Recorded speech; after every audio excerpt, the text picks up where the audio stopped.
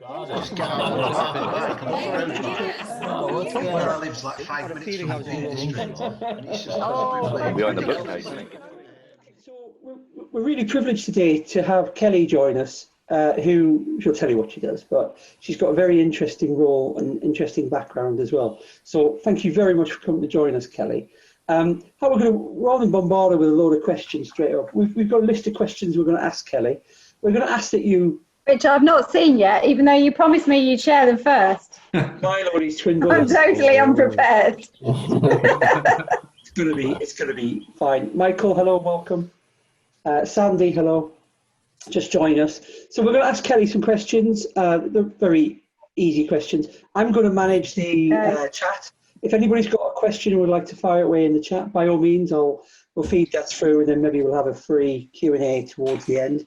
If anybody wants Kelly's contact details, I'm going to post them at the end. So rather than saying, how do I become a supplier or anything like that, wait till the end and I'll give you the contact details to get in touch with Kelly. So do it that way, and it's just a bit more organised. Hello, Lisa. A few people just come in last minute. You're most welcome. Warren, good to see you, mate. So without further ado, I think I will hand over to Milo and Kelly, and let's. Okay, so Kelly, thank you very much for coming. I think everyone knows who you are because we've done quite a lot of advertising of this session because we feel it's going to be it was very important to promote this one, especially. Well, thank you for having me. I feel like a bit of a celebrity. Not quite sure why. You should. And could you tell us a little about yourself and about what you do for Sainsbury's and Argos, please? Yes, of course I can. So I live in Leicestershire with my husband, 2 children, 2 cats, a dog and a pony. Very busy life outside of work with my kids, especially looking after the horse. And my son does a lot of sport. I grew up in Kent and went to university actually in Leicester. I did mechanical engineering, which lots of people are very surprised when I tell them that.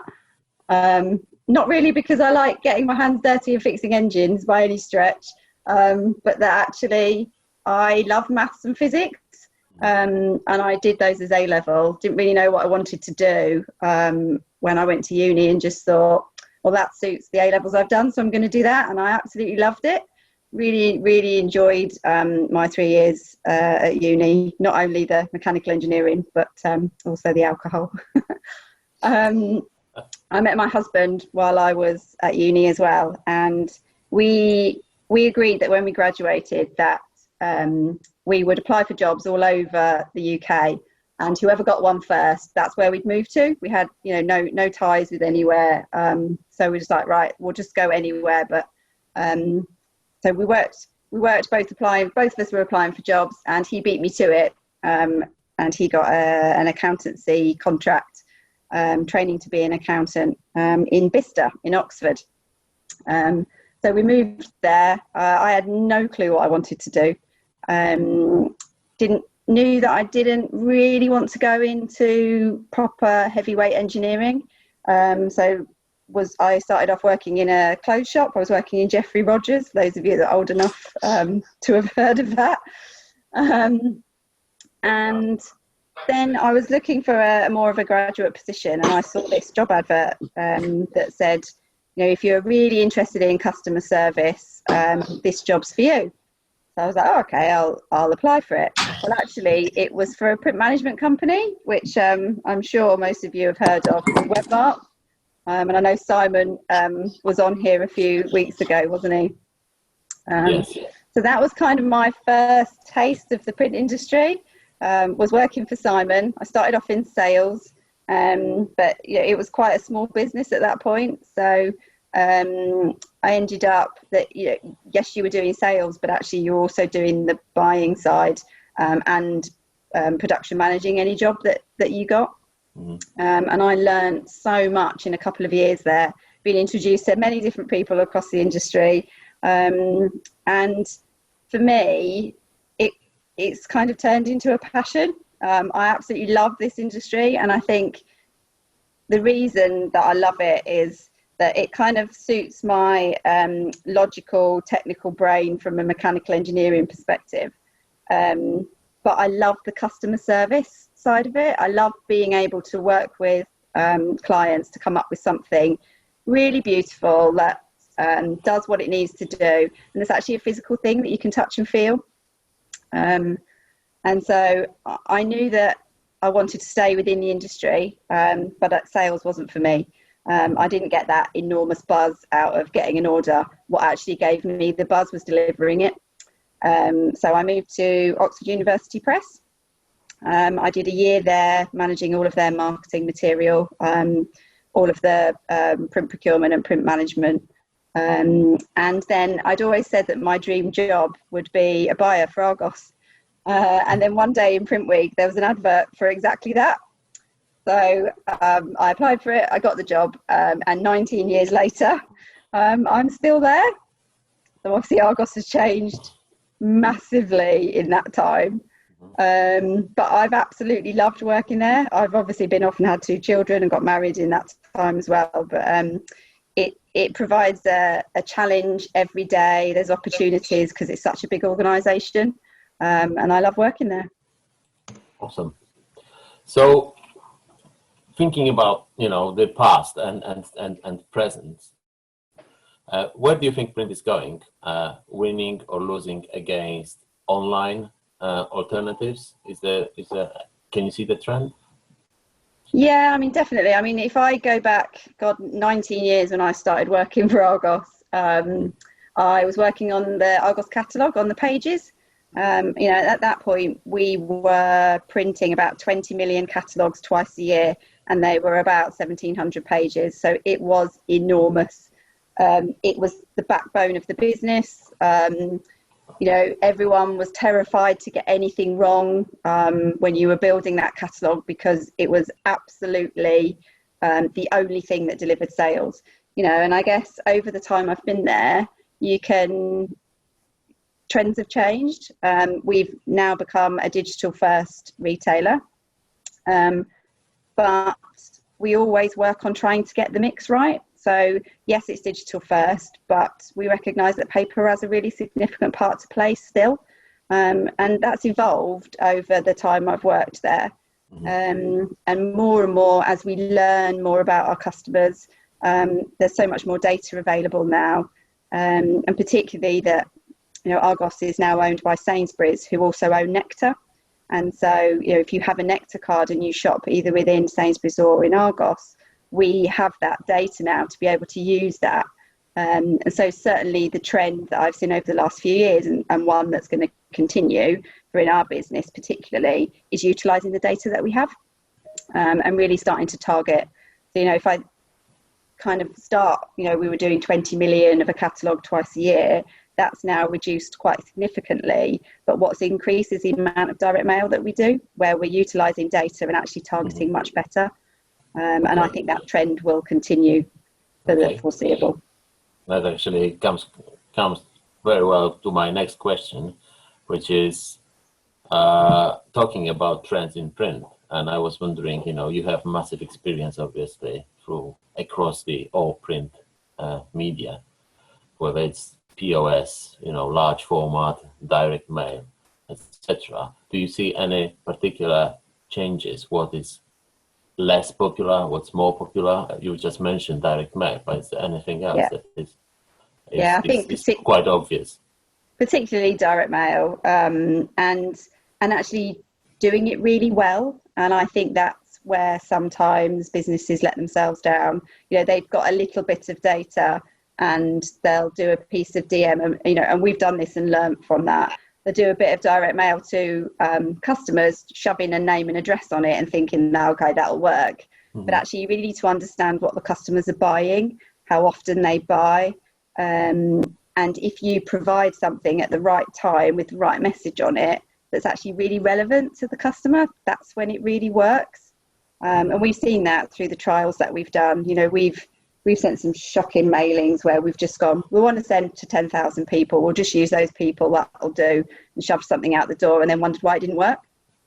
But actually, over the years, we've refined that. And, Now we do quite a lot of trigger programs where we work with analysts to be able to understand that if a customer buys something like this, it's very likely that they'll go on to buy this. So we then identify lots of other customers that have bought that same thing that we can then market to them and say, are you interested in this? And we find that that's really useful and works for us quite well, as well as, you know, getting things out to customers really quickly. You know, if you know that someone's bought, and we did it for Homebase actually, somebody would buy a kitchen, we would then send them within 3 days a mailing that had examples of different things, accessories that they could buy for their kitchen, that was related to the type of kitchen that they bought. And that was really my first kind of journey into triggers, and we've brought that to Argos, and Sainsbury's are now starting to consider that in their program as well. Okay, that's brilliant. Kelly, can I just ask quickly? These ideas in terms of like the programmatic mail and, you know, using the data to your advantage and all the rest of it, is it you bringing the ideas to marketing?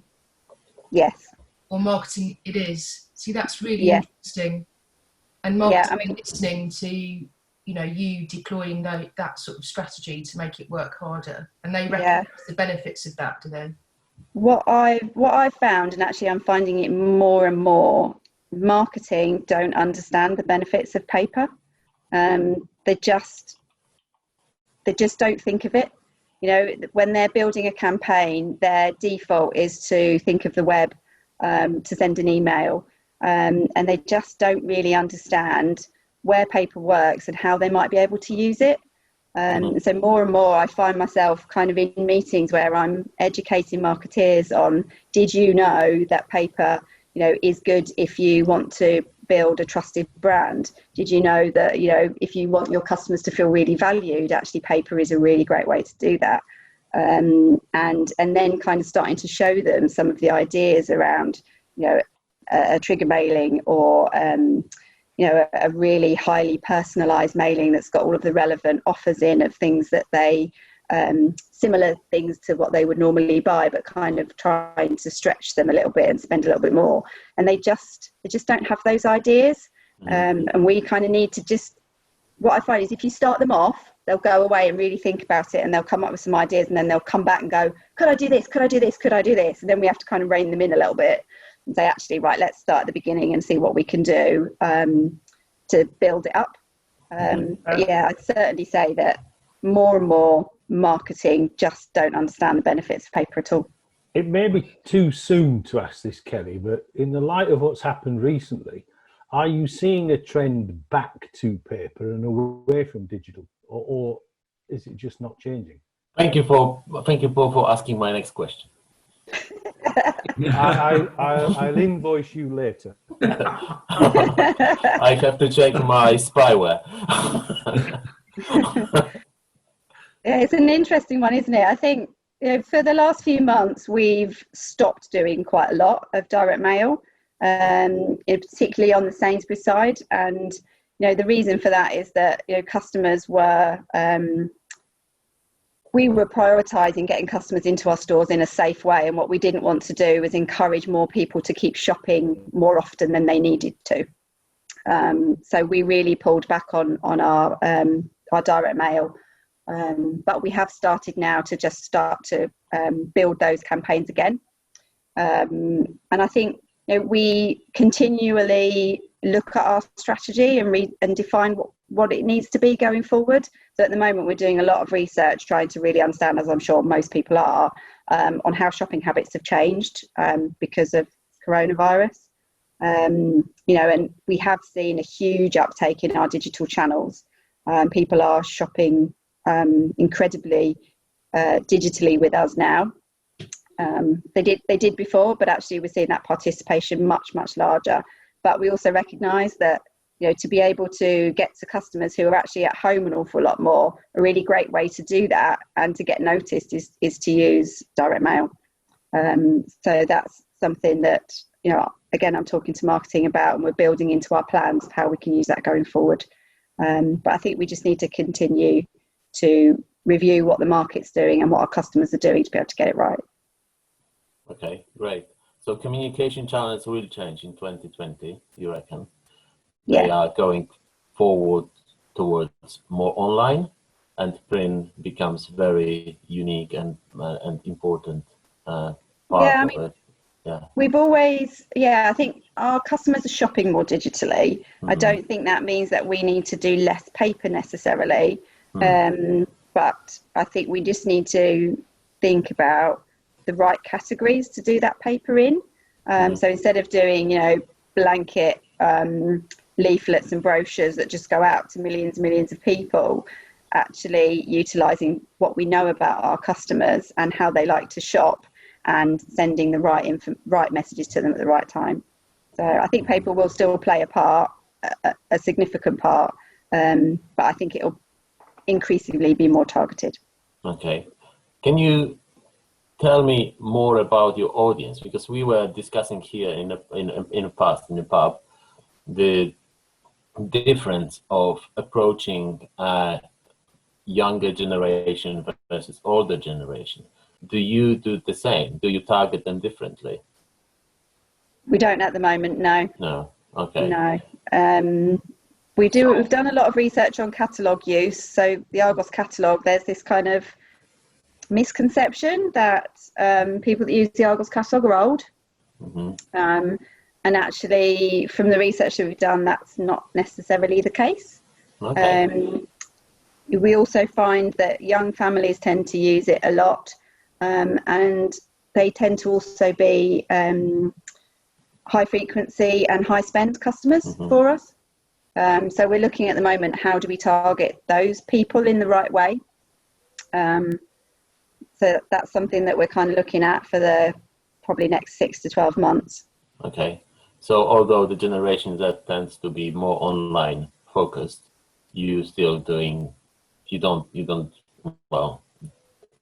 don't qualify them for the age brackets. You just follow the different aspects of the behavior. Yeah, we've got lots of different customer types. I mean, if you think about how large Argos and Sainsbury's are, actually, virtually the whole of the country will have shopped in at least one of them. So we've got a huge customer base. We do kind of bucket people into types of customer, but we also use not just their age, but whether they're a family, whether they're on their own, what categories they shop, and we'll try to do the right marketing depending on all of that information, not just age. Okay. So the next question I have is about the personalization of your mailing and your communication, really. Because again, we've been talking about it in the pub for ages. I mean, we had pretty much every session was covering in some parts personalization. So I was wondering, how do you believe in it? And obviously, well, you mentioned it that you do target people differently. But do you, where for you, where personalization starts and how far it can go? So it depends on the campaign, it depends on the message, and it depends on who we're targeting. We do mailings that are as simple as a postcard with a name and address on it. But then we also do mailings that are produced digitally and completely and utterly variable. And we'll bring in images depending on what type of furniture they buy, or whether they like to buy, whether they're vegetarian, for example, or not, and we'll pull in recipes that suit the sorts of things that they would normally buy. So we use the whole range, and I think for me it's about picking the right one for the right campaign.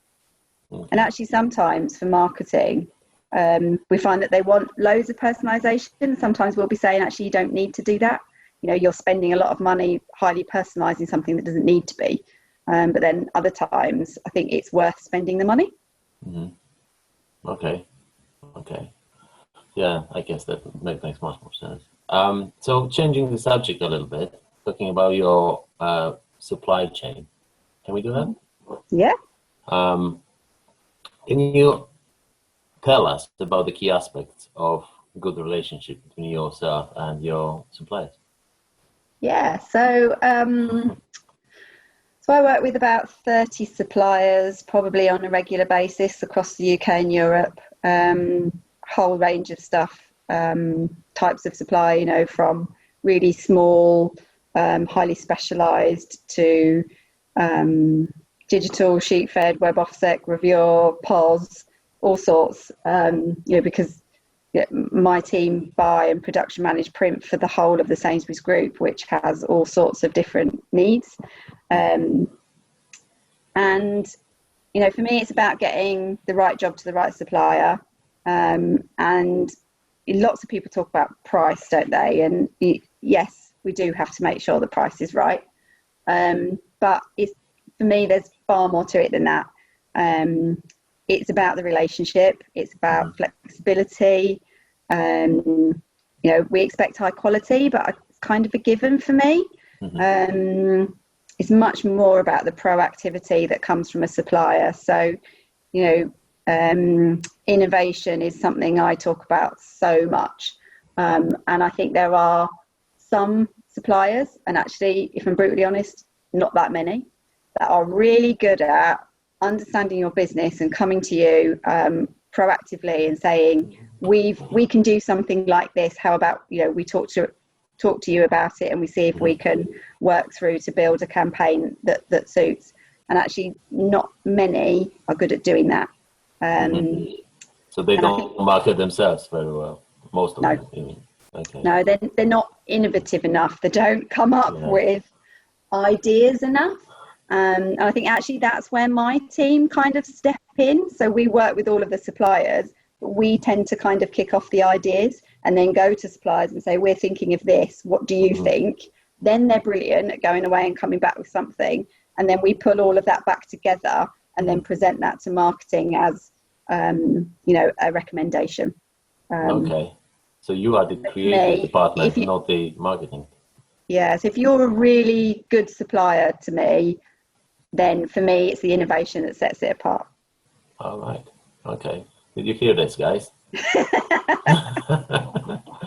There is quite a few printers here who would like to, you know, we have been this. Sorry. But there are some incredibly creative people in this group. I've seen some of the work that Steve Wynn does and that David Hyam does, and I'm not taking anything away from anybody else, so please forgive me for that. But how do people like that get time in front of you, Kelly? Because what they do is not ordinary. It's the kind of stuff that makes a customer go, whoa, I want some of that. Can I ask, can I read my next question?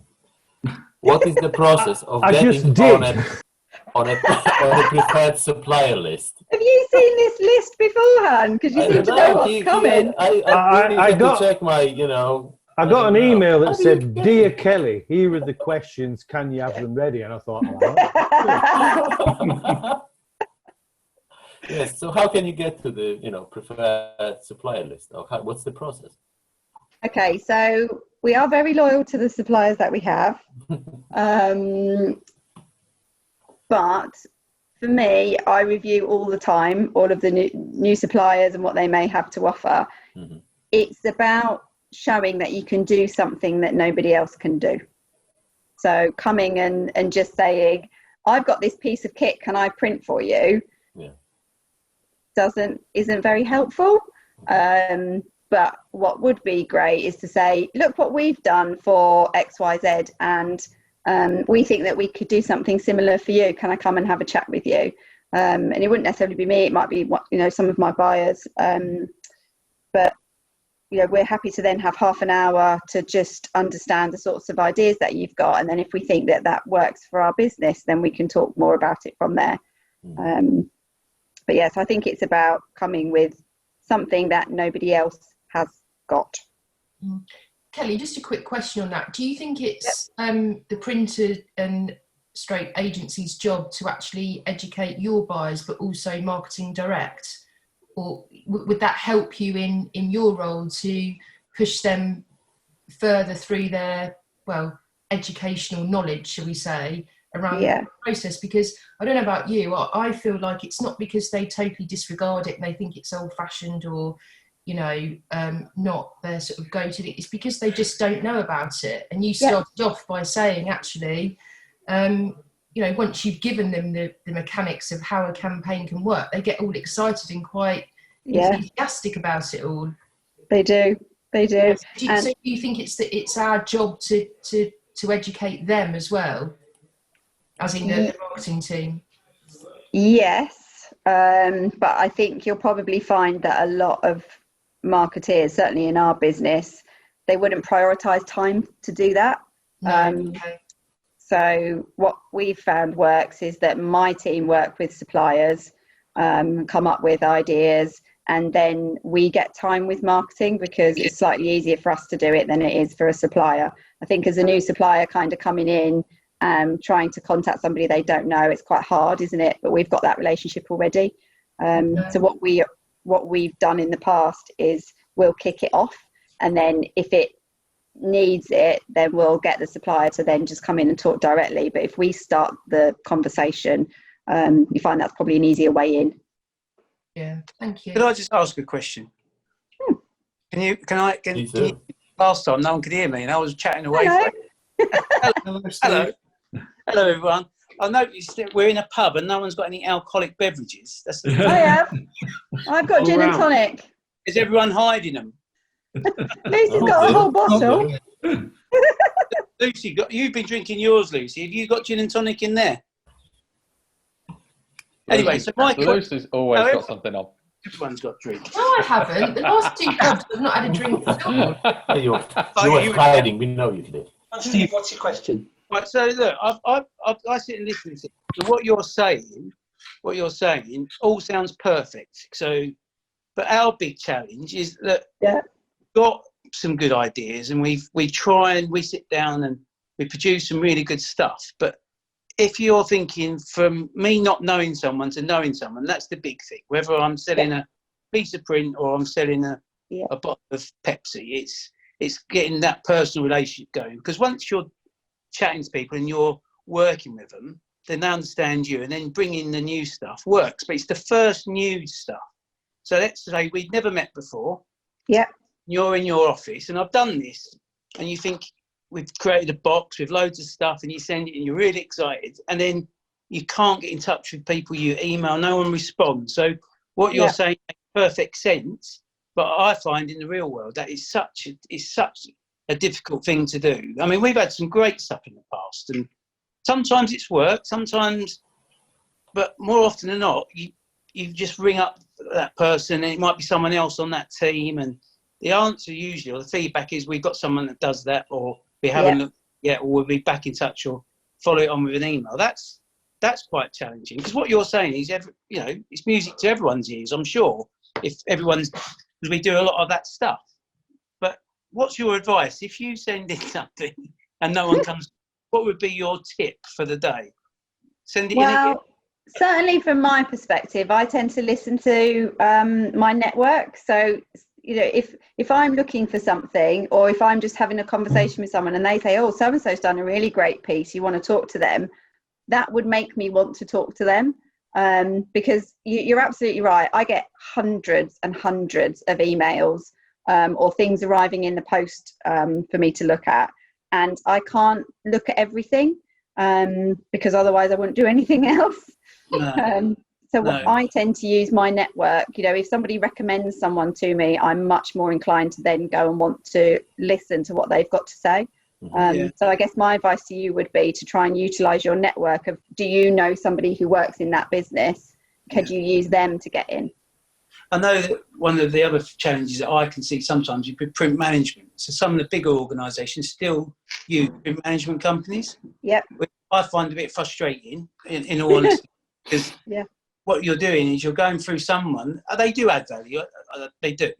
But what we do, because of where we are, and I know some of the other people on this call do the same. They're very, they're very personable. They work every hour. They make sure everything's done, and that's where the added value is. That you might get a video feed in the morning of the job running on the presser that that it's done. But the print management guys don't get that. But they're the ones that seem to be able to get the meetings with the bigger organisations that get the deals, and then when we try and speak to the print management teams, they lock things down as well. It's really challenging. It is really challenging. Yeah.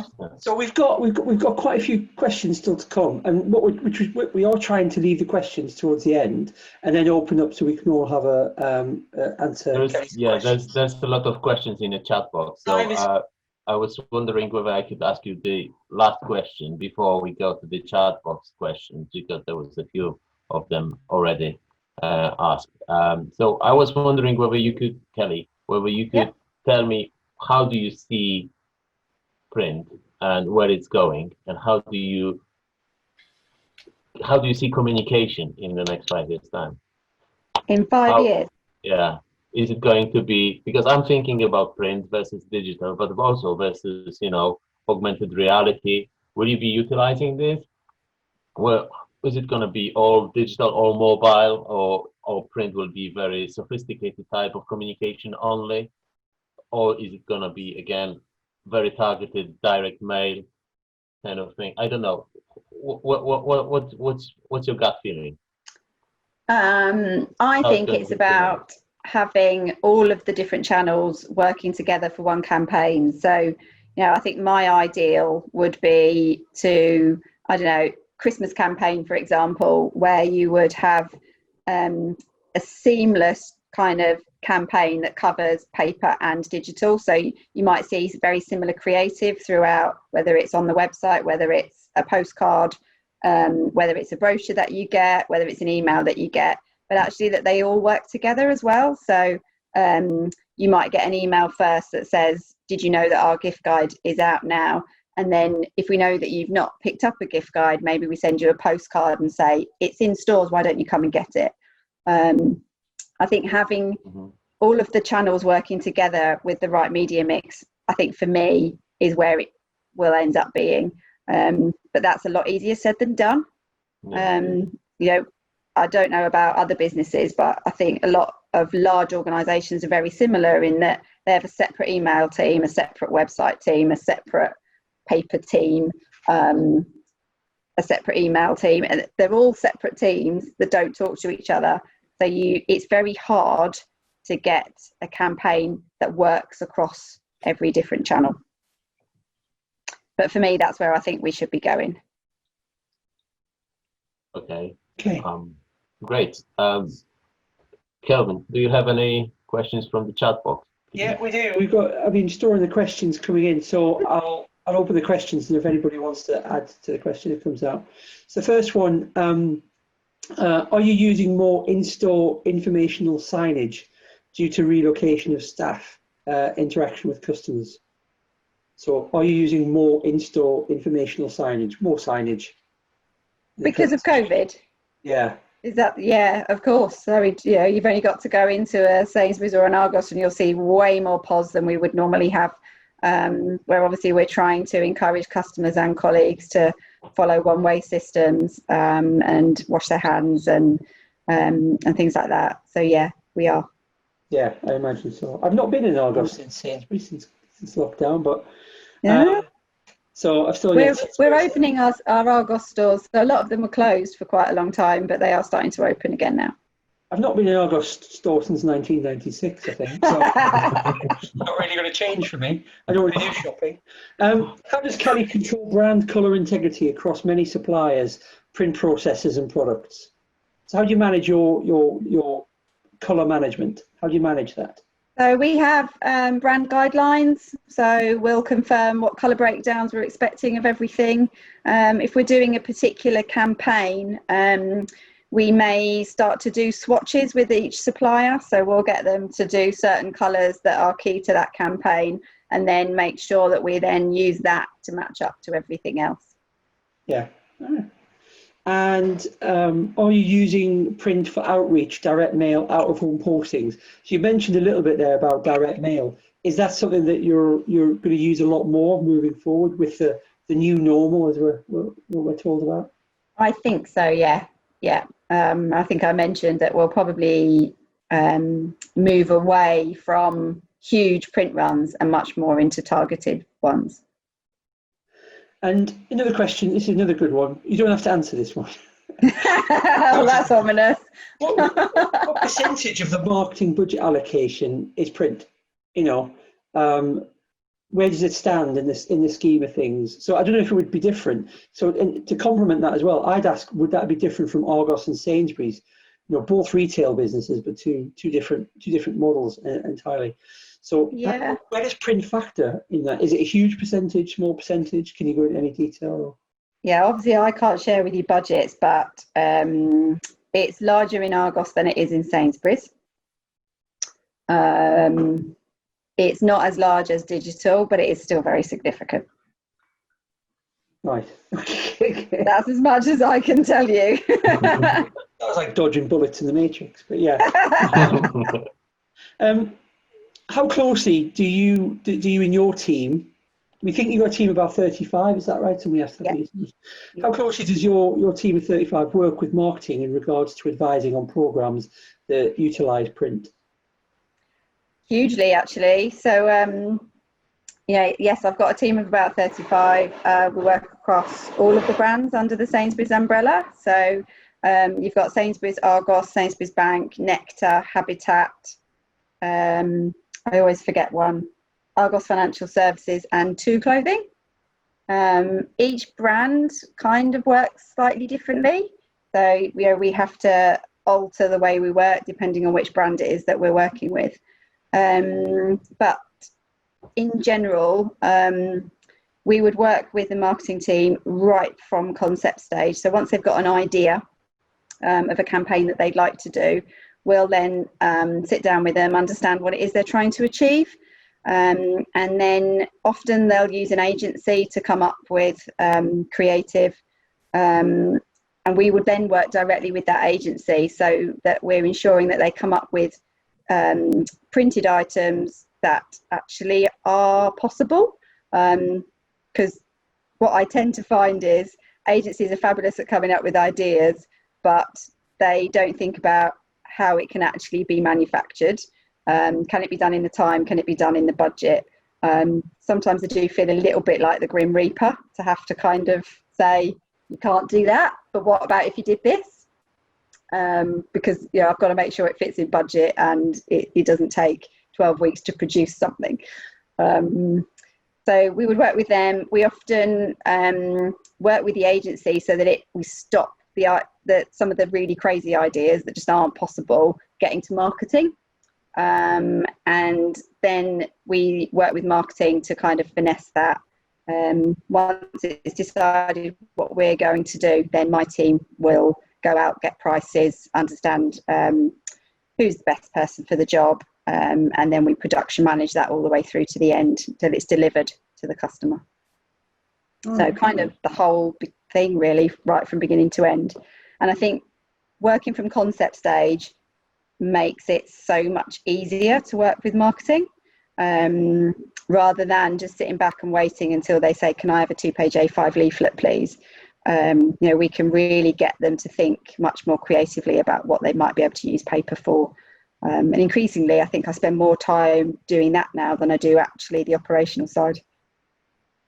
Interesting. Do you use AI, augmented reality, in point of sale to get shopper habit information to assist marketing, either in-store mailing? So is it group to utilise augmented reality?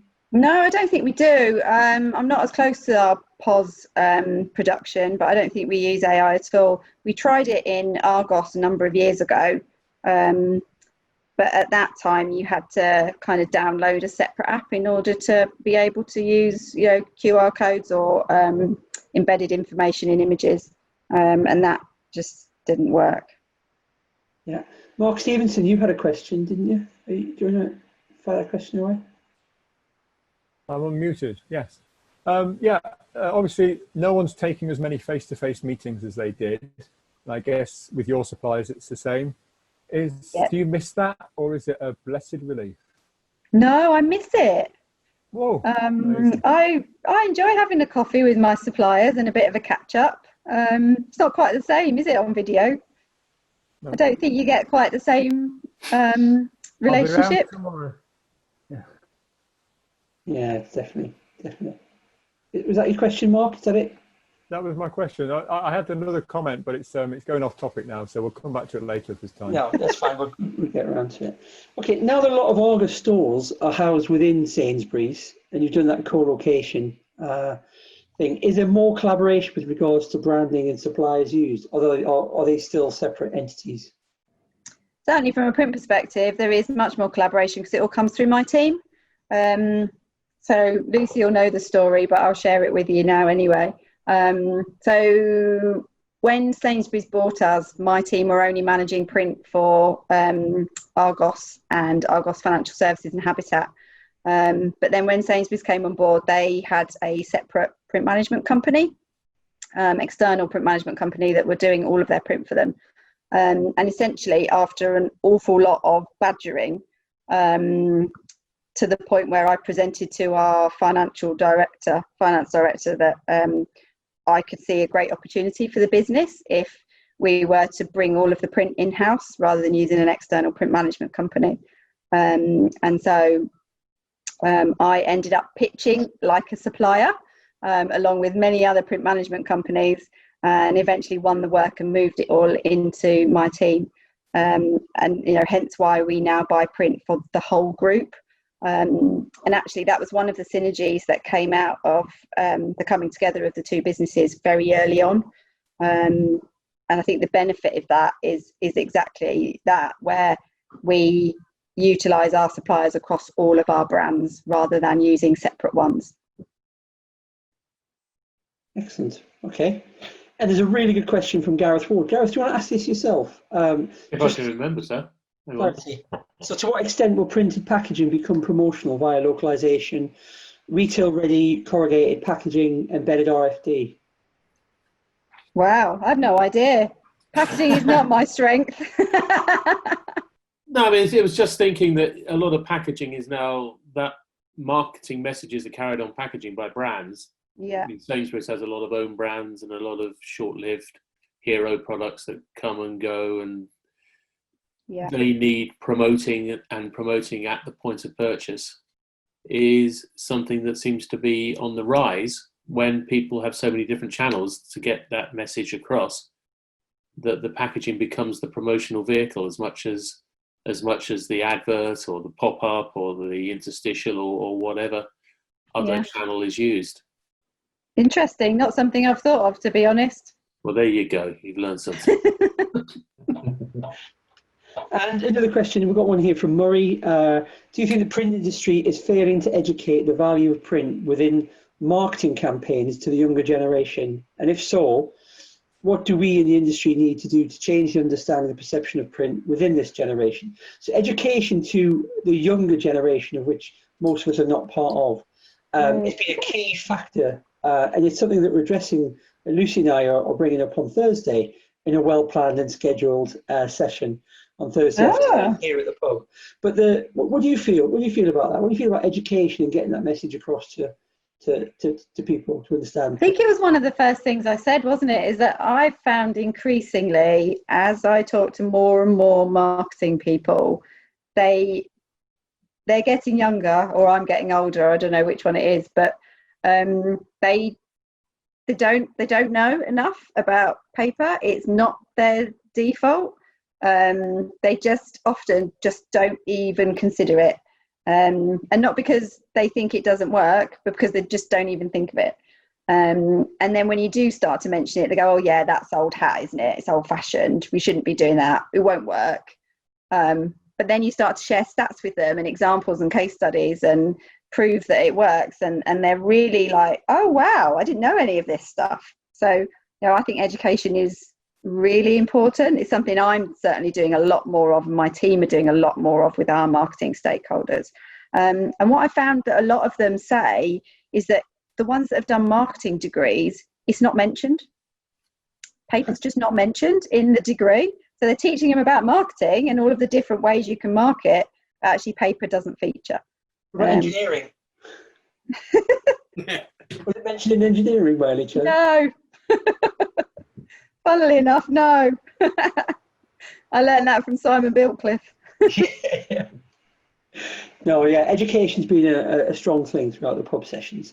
So Andy Galloway has a question, and he's 150 years old this year, well, his business is. So did you learn about it then at uni? You're on mute, mate. You're on mute. You're on mute, yeah. 150-year-old, you can't teach him anything, can you? You're still on mute. Oh, not anymore. Yes, That's much better, better. yes. Right, Kelly, this is my question. Right at the beginning, you said about your marketing people think about digital rather than print. Yeah. Yeah. Next time you're speaking to your marketing at Nectar, yeah, you have my full permission to assault the person that doesn't understand anything about print. Yeah. As of about two months ago, it's my son. So he should know something about print. And I did ask Kel if he could come along, but I'll speak to you later about that, Kel. He couldn't. Sainsbury's was having him too busy, probably talking marketing. So Yeah, probably. If there's education required, I'm sure there's millions of people on this call that willingly educate them. But Yeah. yeah. We actually did we did a session with Nectar, quite a number of marketing people in Nectar it was about 4 or 5 weeks ago. It was planned to be obviously in person, and we ended up doing it virtually, but where we talked through the benefits of print and how to build a direct mail campaign. And we had market reach that helped us to do that. I'll see whether he was on there. He's only been there 2 months ago. It was an internal move, so he's been there a while. Sorry, Cool. Kelly, but you have my full Good permission. question. There are. Good question. So there's another question here from Robert. So bear in mind, a lot of us are old enough to remember print buyers, how they used to be. Thank God they're not like that anymore. And now that you've bought print... How did they used to be then? Print buyers used to be stodgy old guys who used to sit behind a desk and smell paper and get an audience for them was used to be a terrible... There's nothing wrong with opening a brochure and smelling it to see how it's been printed. I'm one of those.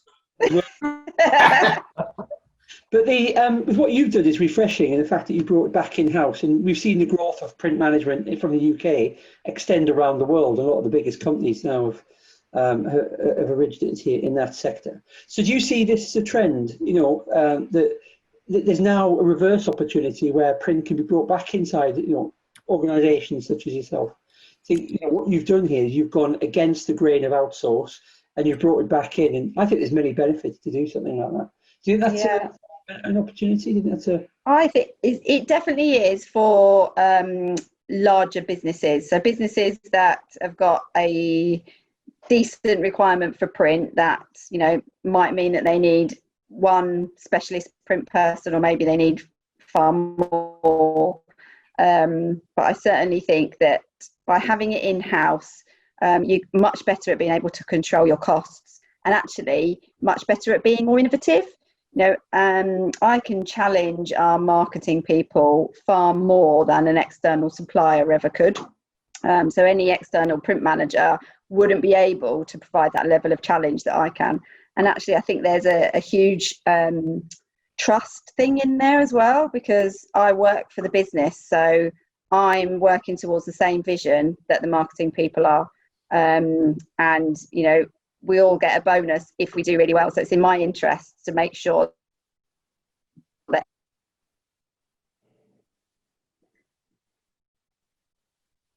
Oh, lost. Uh-oh. Kelly, can you hear us? paper campaign is done in the app. Yeah. Hello? We lost a little bit of that. Sorry, Kelly. Did I lose you at the end? A little bit. We got as far as it's in your interest because you're part of the business and you're all performance related. I guess I was just saying, it's in my best interest to make sure that any print related campaign is successful, because actually, I want the business that I work in to be as successful as it possibly can be. So I don't have I need to make a profit as a print management company, because that's not what my team's about. So we can really add value that's good quality. And I think knowing print in a technical way really helps to be able to do that. Yeah, picking up something that Steve mentioned earlier, and working with a lot of print managers, do you have to fend off those challenges to what you do, where you get external because some of them can be quite aggressive. You know, why are you holding this in-house? We'd be doing a much better job and all that. So yeah. I've had to do that quite a number of times, you know, to win the work. 3 times now. I've won different pieces of work from a external print management company that was working in our business. And, you know, and I don't do that. There's no favours that are done. You know, we're very fair and consistent in the way that we decide how we're going to place our business and whether it's in-house or not. So I had to put together a full business case and pitch, just like any other supplier would have to. But, you know, I've done it 3 times now and won, so I'm happy to take the Pepsi challenge anytime. excellent. Well done on that. Well done on that. Here's another good question. How important is material sustainability in the sourcing decision? That's from David Carter. Very important, and probably even more so over the last year or so. So Sainsbury's launched, I think it might have been February actually of this year, our net zero campaign, which is about being as sustainable as we absolutely can be. And so I've spent a lot of time not only educating about paper and how you can use it for a campaign, but actually how sustainable it is. Because I do get a little fed up of hearing how many trees have you chopped down to make this catalogue. So yeah, it's really, really important. And I think education is even more important so people understand how sustainable paper actually is. Okay, and how does Sainsbury's shopping app fit into the gathering of data? Is that gaining more insight to the shopping basket behaviour? Is that a factor? We tend to use Nectar data more than that. I mean, obviously we do have the Smart Shop app, which uptake of that through COVID has been massive, because customers then don't have to have any contact with any colleagues in store. They purely just do it all through their own phone and their app. And we can utilise what people are buying, but it's the similar sort of data that we'd get through Nectar if you swiped your Nectar card when you bought something. Okay, that's interesting. And the last question, quite scared to ask this actually. How is it being a woman in the upper management of a major corporation? You know, we know there's a lack of Don't hold it. I'm reading the questions out. You know, yeah. How do you find it being a woman in print? Oh, not very easy, to be honest. Sometimes. I mean, some of you might know that I set up a network about a year ago, which is to support women in print in the UK. And that was something that I was kind of inspired to do based on working at Sainsbury's. Sainsbury's are incredible at supporting diversity within the company. And so we have various diversity groups that look at bringing people together to be able to support each other. And I wanted to be able to give something back to the print industry. So I kicked off a network that does exactly that. We've done various roundtables where we just bring women together through all different areas of the print industry and different grades to just kind of share experiences and encourage each other to be the best that they can be. Because, yeah, unfortunately, there is a high number of men that are in our industry. And I certainly, when I was first in it, I found it quite tough. I'd say as I've got older, I think it's got easier, but I still think we've got a way to go. Excellent, good answer there. Deborah, just before we come to you and Lucy, Jason, you had a question there. Can I ask you to pause the question to Kelly? Yeah, Kelly, what I wanted to know is for the right message or the right product to the customer at the right time, it's a lot of data, it's a lot of manipulation, there's a lot of analytics that go into it. Yes. I mean, is that something that's a challenge for you, and have you had to buy in data, or is it something that's homegrown and you've managed to do yourselves? Yeah, so we have a huge data and analytics team, and we don't buy the data in because we own Nectar. So we have anyone that shops in our business with a Nectar card, we can utilise the data that we get from them doing that. So we use data that we've got, so we don't have to pay for it, and we have all of our own analysts. I would say that often it's about encouraging marketing to start with the data. They often want to start with, I'd like to do a format like this, please. And we try to encourage them to say, actually, let's go back to the data. What does the data tell us? What's the message that we're trying to send? And then once we understand those things and who we're trying to target, we can then create a format that works for that, rather than starting with the format. For me, it's the wrong way around. And so measuring that success and seeing that is that we historically using lots of paper and lots of print to be more targeted. I mean, what are the sort of percentage gains that you've seen that have helped Sainsbury's and Argos as a sort of strategy? Is that something you could share? Is it just you can give us an insight on that? Yes, I'm not allowed to share numbers, unfortunately. But what I would say is that, you know, from a Sainsbury's perspective, we produce millions of packs every year. We wouldn't do that if it didn't work. Okay. Thank you very much. Deborah, just before Deborah be first, then Lucy, if that's all right. Deborah in the US of A, go ahead. Thank you so much. Kelly, thanks for your information. I'm a print customer too, so yay, print buyers unite. I have a question for you regarding the innovation you were talking about before, being approached from printers. And I was wondering if someone in your position would have any interest if a printer approached you with, like, say, a package of everything that you need for a certain store, lumping it together somehow so there was one bulk price with everything you already buy kind of packaged together. And then the second follow-up to that is also in the kind of concept realm. If a printer came to you and said, you know, during this whole Corona situation, you have a grocery stores, right? And people are going to be walking on those safety graphics. People, I mean, they're going to kind of start eroding at some point, despite the amazing quality of the substrates and the print, of course.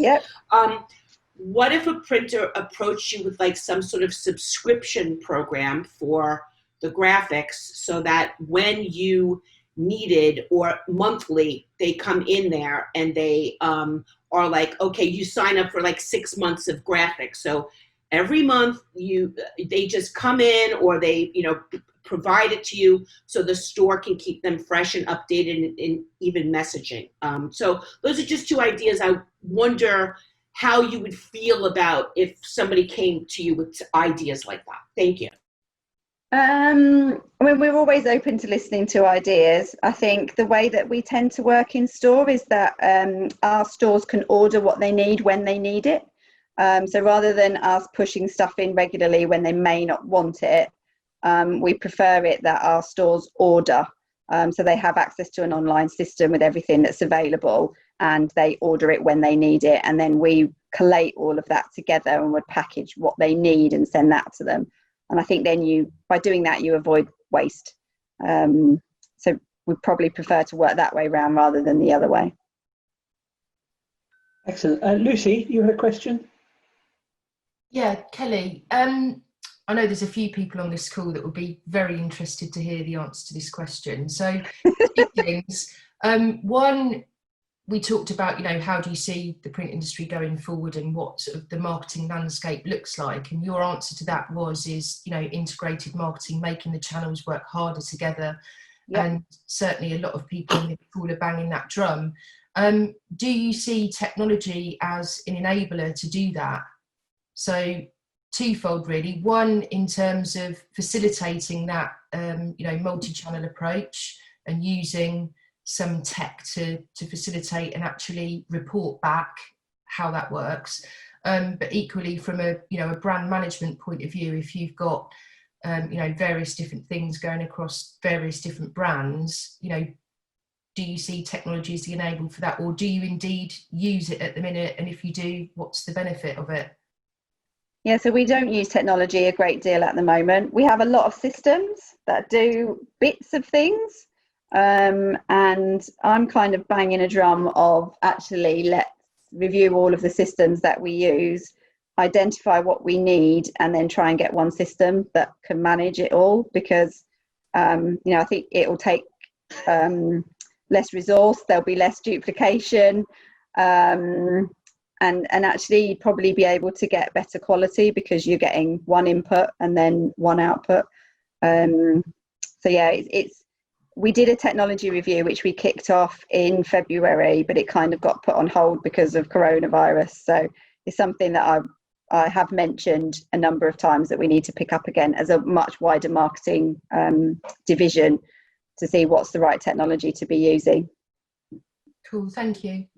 Great question, really good question. So we're coming up to the hour. Really appreciate your time, Kelly. I'm not sure. Thank you for having me. It's been our pleasure. You've been the best one we've had yet. I bet you say that to everyone, don't you? No, Is there any gin left? I absolutely do.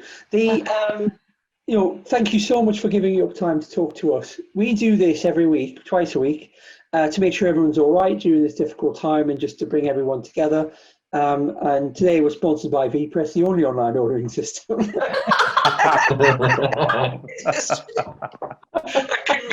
couldn't resist that. No, honestly, God, we really do. Thank you. We're speaking to people on 5 different continents here, so That's amazing. there's a good reach, and a lot of them are regulars, and most of them are half cut by the time they leave here. I need someone to bring me another drink. There's nobody here. You need to have staff, especially the little ones who are on a school at the moment. They need to be employed in some capacity. Really, thank you very much for attending, guys. Everyone coming together. Thank you very much for participating. The questions were awesome. They were non-stop. It was a tough job just staying on top of the questions. Even we're back on Thursday. We're talking about children's education and where does print factor it. We spent many hours putting together this subject. It's come up many times, hasn't it, Lucy, over the last few months. So Lucy and I are doing that because Milo, being inherently lazy, is taking some time off. Why would he want some time off from this? I don't know. So Milo's going on holiday with his twin brothers there. So it'll be me and Lucy on Thursday. We're still doing this twice a week to make sure everyone's okay. And as it happens, it looks like we could be heading straight back down towards another lockdown, especially in the London area. So yeah, thank you very much for your time, and I wish that everybody remains safe. Take care. All right. Thank you. Thank you, guys. Thank you. Lovely to meet you all. Bye. Bye. Thanks, Kelly. Bye. Cheers, guys.